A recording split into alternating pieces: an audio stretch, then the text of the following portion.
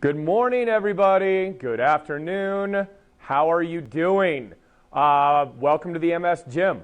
My name is Trevor Wicken, and I am the creator of the MS Gym, and I just want to welcome you. Lots of new people in here, and we are super duper duper happy to have you. If you are brand new within the past, or if you've been brand new within the past month, you should have been tagged in a post that was welcoming you, so please go watch that and watch the video that Misty and I did, because it'll really give you a good overview and a good guide in order, or so that you can use everything in this site the best as possible. If you just joined in the past couple days, don't worry, you will be welcomed in and guided as well sooner than later, so be on the lookout for your tour guide and all that kind of stuff, which is me and Misty. So I just want to welcome you to the MS Gym. This is the place that you need to be in order to learn how to exercise with MS and build an MS movement practice that uses the power of the nervous system to build pathways around your MS damage in your body to help you restore your balance, restore your strength, restore your coordination, and all that happy good stuff. And so all the exercises that we're using in here are MS specific, and they're taught in a specific way that'll actually help your brain learn the process of moving right again. So for instance, this week we are doing a basic training series, which means these are the fundamentals. These are what you need to know. This is what your body needs to know in order to start moving right again. And we're going over the pelvic tilts. And what we did is we started all the way on the floor, and we did it on our back. Then we did it lying on our side, on the floor or a bed, okay? On our backs, on the floor, on a bed. Then we went over on our bellies. We learned how to pelvic tilt while we're lying flat, and worked on our belly, on prone or on bellies. Then we worked on seated yesterday, and today we culminate by going over standing pelvic tilts, okay? Now tomorrow what we're going to do is we're going to go through the whole series. So we're going to start on our backs, go to our side, go to our stomach, go to the chair, go to standing, and we're going to show you how you can work through that sequence just with one set on every single way, and you're going to stand up and be like, whoa, and your brain's going to be like, whoa, I actually know how to pelvic tilt, okay? So today we're going to go over standing and how to practice pelvic tilting and standing, because honestly it's the most difficult. So if you have not been practicing pelvic tilts all week, this will be difficult. If you have been practicing pelvic tilts all week and been doing the exercise, this will start to make more sense to your body. That's why I set it up like this, where Monday or day one of the week is day one and the most important exercise that we need to build on top of all week, all right? So let me adjust my camera just a little bit so you can see me. I want to make sure that you see my feet. Right on. Here we go. All right. Sorry about that. Okay. So pelvic tilt. Now, in tomorrow's series, when we do it in the morning, we're going to do the full jam. We are going to go through a lot of spasticity releases and some mobility stuff and whatever. So a lot of this will be taken care of. So we're not going to stop and go through like a 10-minute release series before every pelvic tilt. We're going to release up front, and then we're going to pelvic tilt afterwards. But for today, since most of you probably haven't just started, you probably just you haven't really worked out yet. Maybe you have, whatever. But we want to remind our body what's going on. So one of the major muscles that inhibit or don't allow us to pelvic tilt back into neutral or do what's called a posterior pelvic tilt are these Erector Spinae muscles. Now, I have had people challenge me and be like, well, why are you going to teach people how to pelvic tilt? Maybe they're already posterior pelvic tilted, blah, blah, blah. Most people, honestly, living on this planet right now, I would bank 98% are tipped forward like this. Okay, so their hips are tipped forward like this. There's an arch in the back. Their belly's protruding, and they're walking around like this. I have almost, I would say, less than 1% of all clients, 50,000 sessions that I've seen have ever come in an overextended posterior pelvic tilt like this. You usually see that in older men, especially because their spines have collapsed, right? And they've gotten so fixed this way that they're here. Most people have an anterior pelvic tilt. And here's the thing, you guys, you can posterior pelvic tilt all day long on the ground, and that's easy for your brain to reconcile because there's not a lot of other things it has to figure out. You just have to move your pelvis. Same thing with lying on your side. There's a little bit more because you've got to open up in pelvic tilt. When you're on your back, you've got to combat the fact that you're lying this way and that causes a little bit more arch in your back. And when you're sitting in your chair, there's a little bit more gravity there. But when you're standing, all of a sudden your body's like, whoa, dude, like I have all this stuff. I have all these muscles to kick in. I got to fight gravity. I got to fight surfaces. I've got like your head is so far from the ground, your whole body's got to work. So a lot of times if it's in a protection mode like it is very often in MS, then it even though you may be able to pelvic tilt while you're on the floor or even in your chair, the minute you stand up, it's like, oh, I don't know how to do this. And it goes into anterior tilt to try to like brace itself, right? And this is what it does more often than not, is it arches the back and puts the head up like, oh my God, I don't want to fall, I don't want to fall, I don't want to fall. If you're in a fall position, you don't want to sit like this because most people when they stand up, boom, are just stuck like this, like in this fear position, like, oh my gosh, I don't want to fall. Where is everything? So that's why we want to do this. So the major muscle that causes problems is that erector spinae. So when you're standing up, you can grab a lacrosse ball or a tennis ball, okay? Or you can do this with your fists. You're going to put that on the back right here, literally stand up against the wall, and you're just going to find spots in your back, okay? And you're just going to roll those out. So a lacrosse ball or a tennis ball placed between your body and a wall is a great, great thing, all right? So it kind of helps you get stable, and you don't want to arch your back like this. You just want to stand tall, okay, and work that out, okay? So you want to find those spots that are kind of tender, and we're going to work this out. So you're getting down there, and you're getting down in that low back, okay? And you're just going to kind of move back and forth on that ball and let the ball do the work, okay? And you can kind of roll yourself forward. You can go side to side. You can go up and down. Like I have one in my rib right there. Like that doesn't feel good, okay?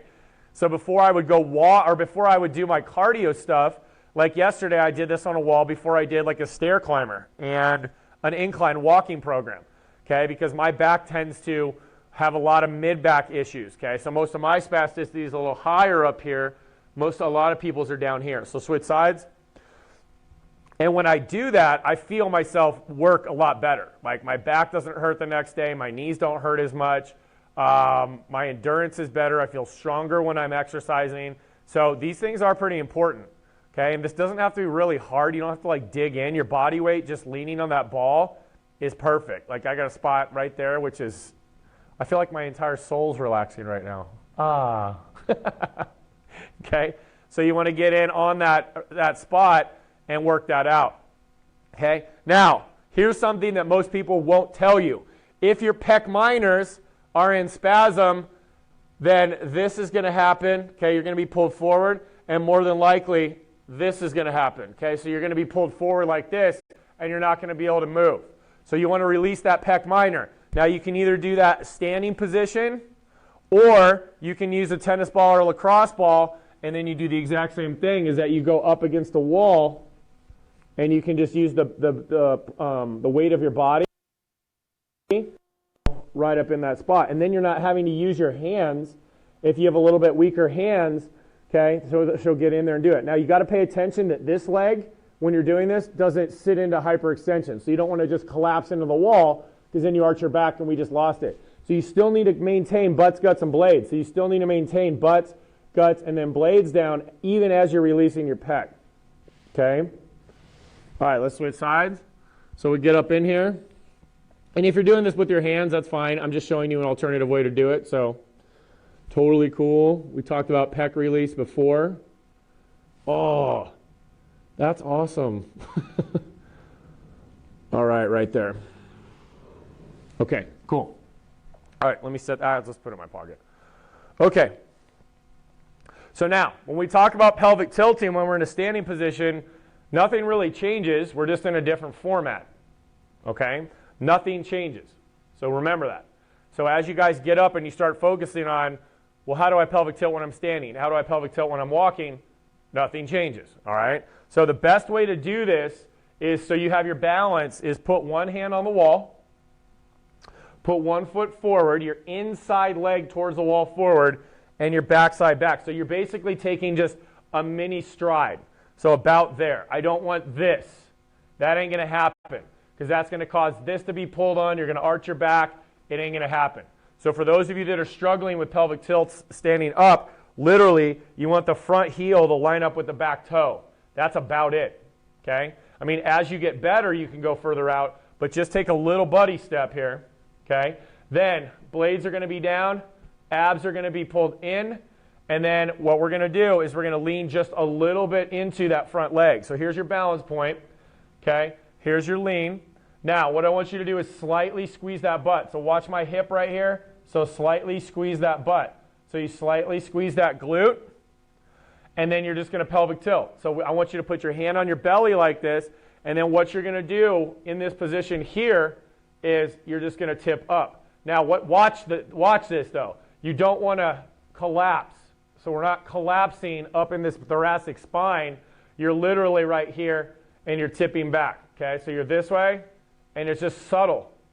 It's just subtle, just like that. So if you feel your glute squeeze, that's a good thing because that glute will actually help you posterior tilt or help you go into an extension. All right? So we want abs in, blades down, okay? Lean into that front leg just a little bit so that you're out of hyperextension. If you're in hyperextension, try to bend that knee as much as you can because this pelvic tilt is going to pull you out of hyperextension anyway.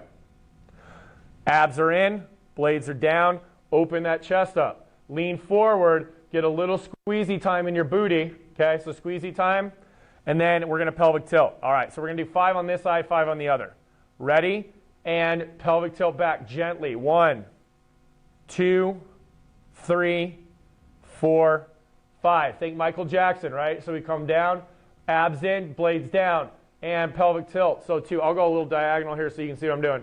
2, 3, so back, 4, 5, and just kind of let it come down neutral, real chill. Abs in and back. 3, 2, 3. So you should feel a little here, little here, little here. 4 and 5. Back to neutral. Watch my hips. Abs in and boom. 5, 3, 4, and 5. All right. Go ahead and switch positions. Turn around.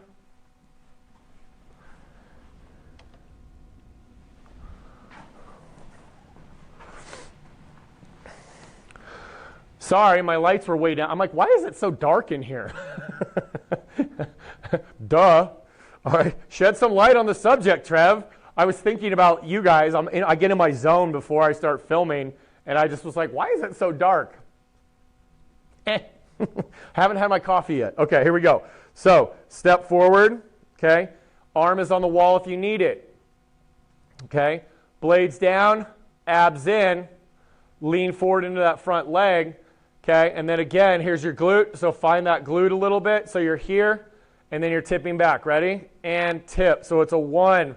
Find that glute. And what we're mimicking here is like pushing to the next step. So we're wanting to posterior pelvic tilt, and then that glute pushes us to the next step when we walk. Okay? So abs are in, and pelvic tilt. So it's 1, 2, 3, 4, 5. Watch my hips down.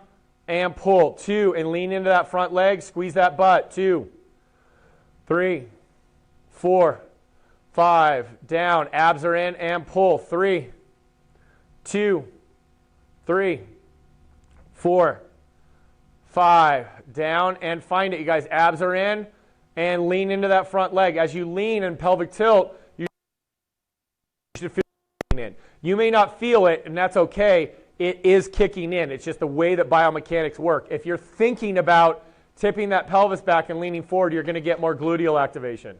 And the more often you do that, the connection will be made. And relax. Last one, blades down, abs in, lean forward, tip, and squeeze. 5, 2, 3, 4, and 5. Good job. Now what I would do is go back, repeat 5 on this side, then repeat 5 on this side, okay? And then that's what I want you, that's all I need you to focus on today.